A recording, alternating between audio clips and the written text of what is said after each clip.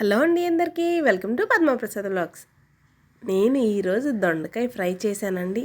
ఇలా చేసుకొని తింటే దొండకాయ కూర ఇష్టం లేని వాళ్ళు కూడా ఖచ్చితంగా ఇష్టంగా తింటారండి. నేను 100% గ్యారంటీ ఇస్తాను. ఇలా ఒక్కసారి ట్రై చేయండి, చాలా అంటే చాలా బాగుంటుంది. సింపుల్గా త్వరగా ఎలా చేసుకోవాలో నేను మీకు చూపిస్తాను, వచ్చేయండి. ప్యాన్ పెట్టుకొని సరిపడా ఆయిల్ వేసుకోండి. సరిపడా ఆయిల్ అంటే కొంచెం ఆయిల్ ఎక్కువే పడుతుందండి. నేను ఒక 100 గ్రాముల దాకా వేశాను.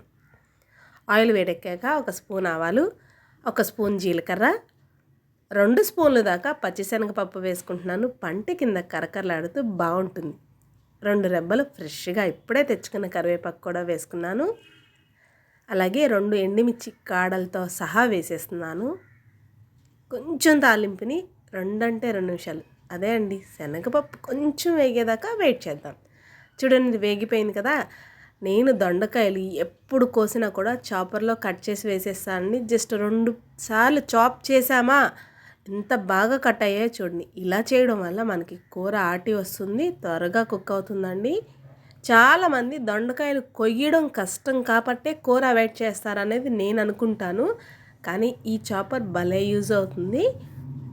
చాపర్ లేదు మా దగ్గర, ఓపిక్గా కట్ చేసుకుంటామన్నా సరే, కాకపోతే ఇలా అయితే కొంచెం త్వరగా కుక్ అవుతుంది, అంతకుమించి ఏమి ఉండదండి. చూడండి, దొండకాయలు వేసి కలిపి మూత పెట్టి 10 నిమిషాలు వదిలేసామా. లో టు మీడియం ఫ్లేమ్లోనే కుక్ చేసుకోవాలి. కర్రీ అప్పుడే కమ్మగా ఉంటుంది. మూత తీసి చూసి ఒక్కసారి కలిపి మరొక 5 నిమిషాలు కుక్ చేసుకుందాం. జనరల్గా దొండకాయ కూర చాలామంది ఇష్టపడరు, నిజమే అండి. నాకు కూడా, నేను చాలా చోట్ల విన్నాను కూడా. కానీ ఇలా ట్రై చేసి చూడండి, చాలా అంటే చాలా బాగుంటుంది. మూత తీసాం కదా, దీంట్లో ఇప్పుడు 1/2 టీ స్పూన్ దాకా పసుపు, రుచికి సరిపడా ఉప్పు వేసుకుందాం. ఇంకొకటండి, దొండకాయ కూర అంటే పత్యానికే వాడతారు అనుకుంటారు. అదేం కాదండి, కమ్మగా చేసుకొని తినచ్చు, అంత బాగుంటుంది. రుచికి సరిపడా కారం కూడా వేసుకోండి. నేను ఒక 1/2 స్పూన్ దాకా కారం వేశాను. మొత్తాన్ని ఒక్కసారి కలిపేసుకున్నాం కదా. ఒక 2 నిమిషాలు మళ్ళీ అలా లో టు మీడియం ఫ్లేమ్లో కుక్ చేసుకుందాం.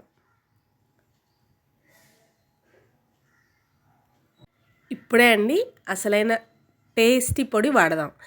అదే అండి, వేరుశనగుళ్ళు, నువ్వులు చక్కగా దోరగా వేయించుకొని పొడి పట్టుకొని స్టోర్ చేసుకున్నాం అనుకోండి, ఎప్పుడు కావాలంటే అప్పుడు వేసుకోవచ్చు. ఈ పొడి ఎలా చేశానో నేను మన ఛానల్లో వీడియో ఆల్రెడీ అప్లోడ్ చేశాను. ఎవరికైనా కావాలంటే కింద నేను లింక్ ఇస్తాను, చూడండి. ఈ పొడి వేసుకొని 2 నిమిషాలు కలిపేసేసి, మీ దగ్గర ఉంటేనే లైట్గా కొత్తిమీర చల్లుకోండి, అంతే అండి. చూడండి, కూర ఎంత త్వరగా చేసామో. నాకు తెలిసి దొండకాయ కూర ఇంత త్వరగా అసలు ఎవ్వరూ చేయలేం, కానీ ఇలా చేయండి, చాలా అంటే చాలా బాగుంటుంది. పైగా మన దగ్గర దొండకాయలు కొంచెం ఉన్నప్పుడు ఇలా చేస్తే కర్రీ కూడా చాలా ఆటొస్తుందండి. కొంచెం కూర వేసుకొని పల్లెవుడు అన్నం తినవచ్చు. నచ్చిందండి మీకు ఈ వీడియో? అయితే లైక్ చేయండి, మన ఛానల్ని సబ్స్క్రైబ్ చేసుకోండి. నేను మరిన్ని కొత్త వీడియోస్తో మీ ముందుకు వస్తూ ఉంటాను. అన్నట్టు మర్చిపోయాను, మీరు ట్రై చేస్తే ఎలా వచ్చిందో కామెంట్ చేయడం అస్సలు మర్చిపోవద్దు. ఉంటాను మరి.